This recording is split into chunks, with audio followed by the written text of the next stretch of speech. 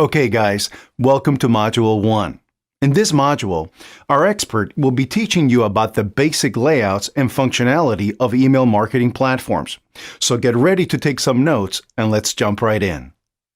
Alright guys, so in this lesson we're going to be covering email marketing basics, and we're going to be focusing on just one email autoresponder service. And the reason I say that is because there's tons of them out there. There's Infusionsoft, there's GetResponse, Aweber, ConvertKit, ActiveCampaign. There's so many out there. And some new ones as well. Drip, Market Hero. Every day it seems like there's a new one that comes out. And the thing is, almost all of them, despite having slightly different terminology, are going to have the same basic functionality, okay? It's almost universal. Now, a lot of them are also basically all-in-one apparatuses, okay? They're moving sort of in that direction where they handle not only your email marketing, but also everything else, landing pages, webinars, creating your forms, and e-commerce related stuff, literally everything you could possibly think of. Since this course is about email marketing, we're just going to focus on those main categories having to do with email, okay? And what we're going to be doing in this lesson is covering contacts, email marketing, which is divided into autoresponders and newsletters, and automation. Once again, all of the terminology that you see here might be a little bit different depending on what autoresponder you're utilizing. However, the functionality and the concepts are all the same, and you won't have any trouble figuring out how this sort of correlates to what you're using. So to start our little tour, we're going to come over here to contacts. Now, contacts, again, we talked about terminology. Depending on what autoresponder system you're going to be using, sometimes it's called subscribers. Drip, a relatively new email marketing platform, has just come out with a new theme of their own where they don't use either of those words anymore. Now it's called people, but you get the idea, and you'll be able to figure it out pretty clearly. So what we have here are all of our email lists. Under our contact list section, email lists, and this is how we sort of subdivide and segment all of our subscribers into different audiences based on what funnel they came through or what group they belong to, okay? So here we can either browse our contacts by drilling down into the different lists, or we can actually just search by name. So for example, right here, what we'll get is results, not only the emails and names, but also the lists that they belong to. So it's pretty easy to find a specific contact if you are, in fact, looking for a specific one. Let's talk about list hygiene. This is an important one here. List hygiene, the concept of list hygiene is basically having low-quality contacts on your list, contacts who don't open your emails or send you to the spam folder or that sort of thing.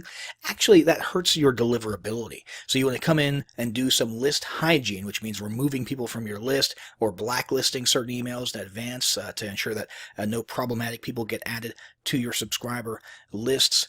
And a lot of times your email autoresponders will have their own built-in systems for that. Another important one here is statistics.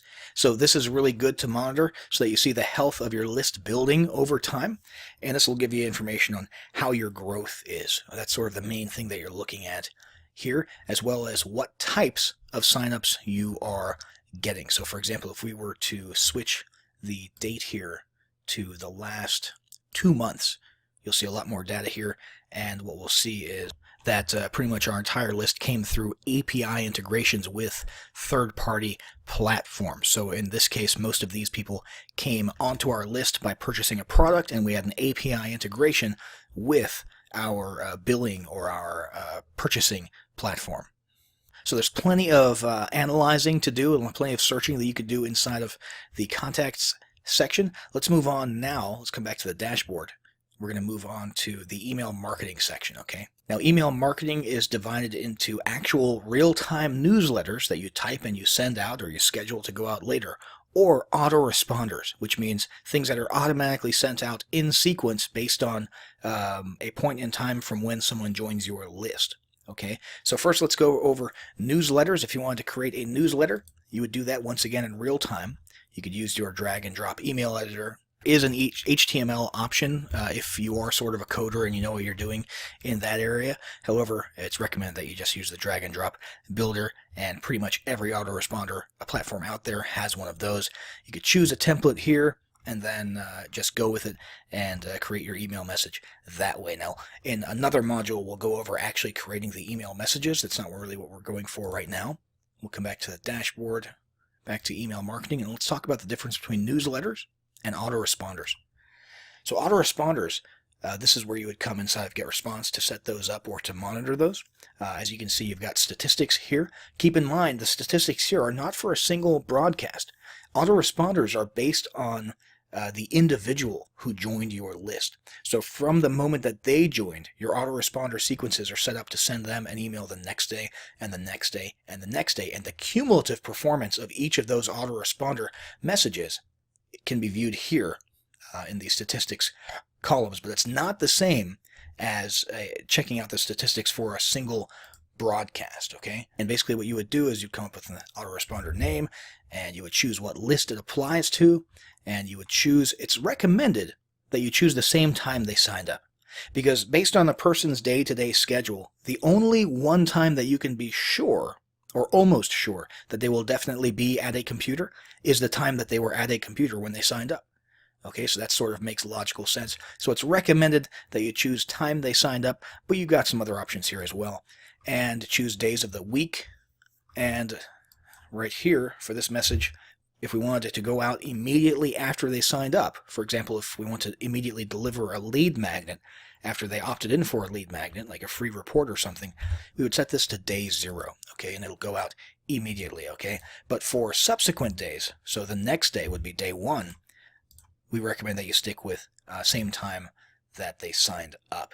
Again, this is GetResponse, but the process is usually the same for other email platforms that still have autoresponder sequences. And that's pretty much it for autoresponders. One note, don't get autoresponders confused with automation, which is what we're going to be looking at momentarily. Let's come over here to drafts. And drafts are pretty self-explanatory. If you're in the middle of creating an email and you don't quite get it finished, you can save it as a draft or just save it in case your computer shuts down or something. All of that will be found here. You can grab these and pick up right where you left off and send those, okay? So now let's come back to the dashboard. And the final part of the email marketing equation is automation. Now this is different from autoresponder sequences. Autoresponder sequences are kind of just, you know, cut and dry, day 1, day 2, day 3, etc. There's no customization. There's no adaptation based on behavior. The whole idea behind automation is creating workflows that change and adjust themselves based on the behavior of your subscribers. It gets pretty in-depth. It's a pretty nifty tool to have. You would basically come over here to click Create Workflow to create one, and we'll do that in another module. Or what you could do is come over here and mess with an existing one or check out the performance of an existing one. So that's pretty much it for the basic overview of the basic functionality of email autoresponders. Again, I know I've beat this dead horse a few times. Keep in mind, terminology may be different, but functionality is pretty much the same no matter what email autoresponder service you're using. Now let's move on to the next module where we're going to get more into the actual emails themselves. Okay guys, welcome to Module 1. In this module, our expert will be teaching you about planning and choosing your funnel type. So get ready to take some notes and let's jump right in.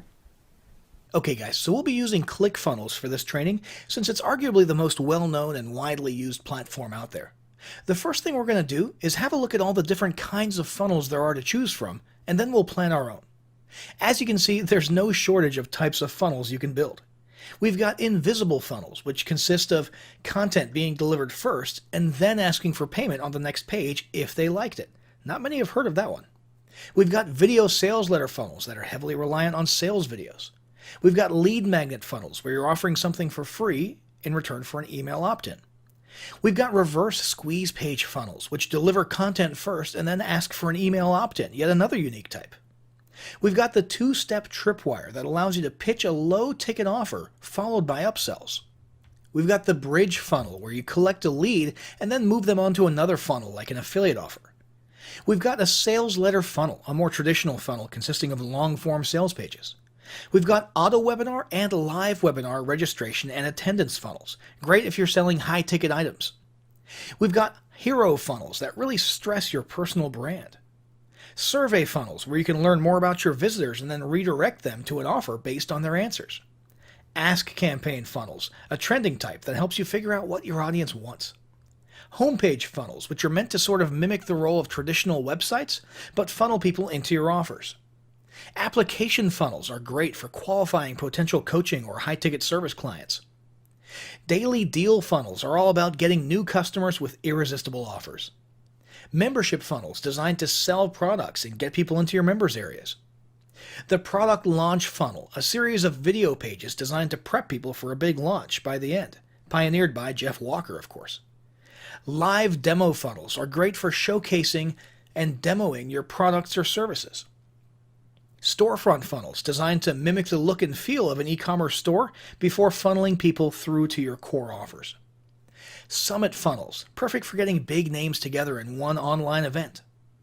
Cancellation funnels, a great way to try and keep people from jumping ship, as well as learning why they wanted to.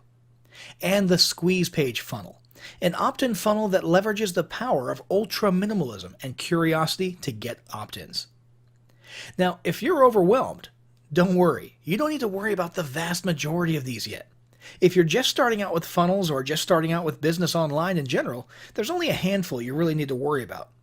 At the end of the day, it depends on what you have and how you want to give it to the world. So, do you have a book, an ebook? Do you have a video course? Do you have knowledge that could easily be turned into a book or a video course? Do you have a high-ticket offer that you want to sell via a long webinar presentation? Of the things you have, do you want to give one of them away for free for the sake of lead generation? Which one? For our purposes, I think we'll say we're going after the most accessible and common scenario. We have a free gift, and we have a product we want to charge money for. Now for that type of funnel, I'm actually going to click up here on Classic Funnel Builder. I'll click Sell My Product, and I'll choose the good old-fashioned sales funnel. I'll give it a name, and I'll hit Build Funnel. But before we actually get into that, before we start designing the funnel, we need to start figuring out, of the things we have, what do we want to give away for free, and what do we want to sell? That's all part of crafting and splintering, which is what we're going to cover in the next module. All right, welcome to Module 3. In this module, our expert will teach you about one-on-one recruiting, which is vital if you want to get bigger name affiliates on board. So get ready to take some notes and let's jump right in. All right, guys. So in this lesson, we're going to be tackling one-on-one JV recruiting. So you actually proactively going out there and tackling these guys and trying to get them one-on-one. Now, the best way to start doing that is going to be to figure out who in your niche are the top dogs. Who do you want on your, what we'll talk about later, is called a headhunter's list. And I personally like to always start with leaderboards. I go look for a previous launch that ended at some point in the last several months, and I go find their leaderboards. So this is for one called Commission Magnets. And what do you know? Right at the top, we've got John Thornhill and Dave Nicholson. So I immediately, as a vendor, know that, hey, wow, these guys can move some traffic. These are people who I want to reach out to. So what do I do next? I come on over here to a spreadsheet, which is my headhunters list. And I basically start compiling a list of the big name affiliates who I want to reach out to. So I'll go ahead and put John Thornhill's name in there. And the first thing I do is I start Googling and Facebooking John Thornhill to see him and to find him and see what he's all about. Now, in this case, he happens to be in my network. We're friends, so I can reach out to him with a message. So what I'm going to do is grab the Facebook URL for John, and I'm going to put it next to him right here. Okay, so basically we have name,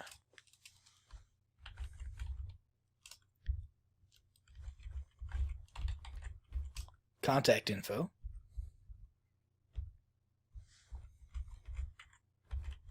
and status. All right. Status will be blank until I reach out to him. And then, if I reach out to him, I'll just update this as message sent. And if he replies and says, maybe I'll get back to you, I'm going to put that right here. And I'm going to have a whole long list of names right here that I compile from researching who the big names are in my niche, finding out where they are and how I can contact them and reach out to them. Okay? And then keep track of how it's going. All right? For your first launch, you should go all guns blazing and get as big of a headhunters list as you possibly can. Now, When you finally reach out to someone, you need to do it in a very thoughtful manner. You can't just say, hey man, will you promote my launch? That's actually a running joke in the industry. All right, the hey bro, will you promote my launch? All right, you have to be a little bit careful about how you word it. Now, there's a couple of extremes.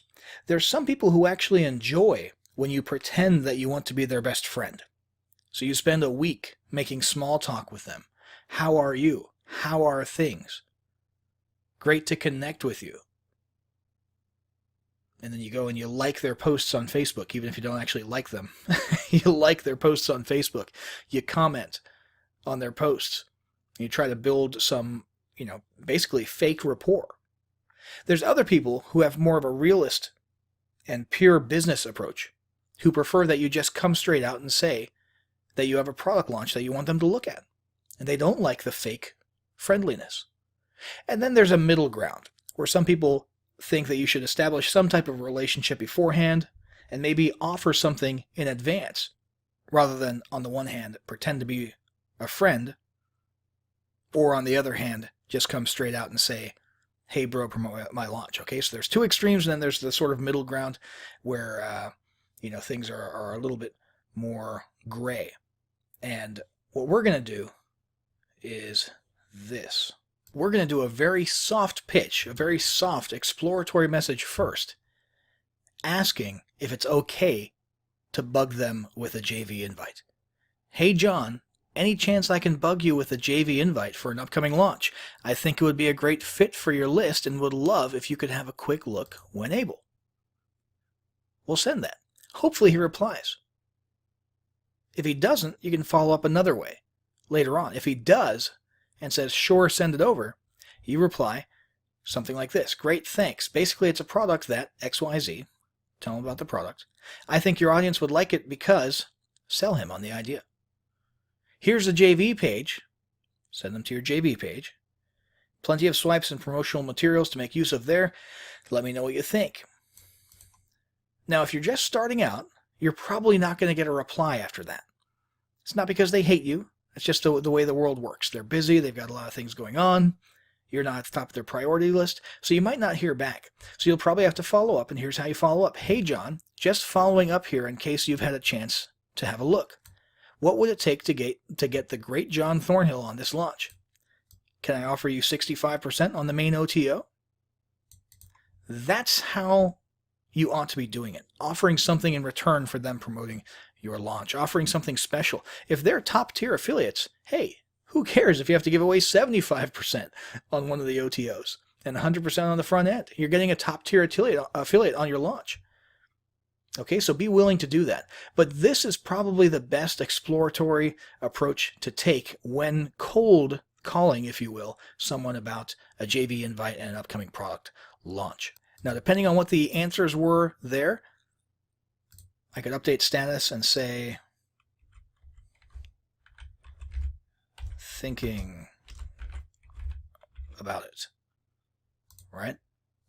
And then the goal here is to eventually have one long list of JVs who you are headhunting, trying to get on your launch, and over the course of about a month, you want to start about a month prior, like we talked about in the previous lesson when you're posting your launch on those notification and launch notice boards.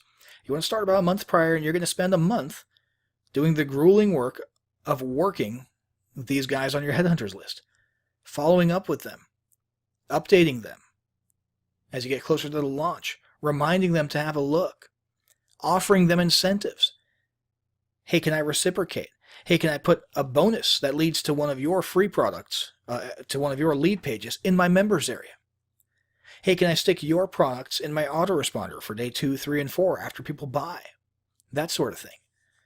Put a little bit of yourself out there, offer to do something in return so that they see more value in helping you out. And if you do that right, hopefully you'll have some success with one-on-one affiliate recruiting. But be prepared. When you're first starting out, depending on what niche you're in, be prepared. You're going to get a lot of cold shoulders. That's just part of life. Don't let it get you down.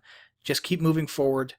Trade up the ladder. You might only get low to mid-level affiliates on board for your first launch, and then your second product launch, you'll get some higher ones out there because your brand has more recognition now. That's just sometimes the way it works. So keep your chin up throughout the whole process, keep hustling, trying to get those affiliates on board, and you'll be all right.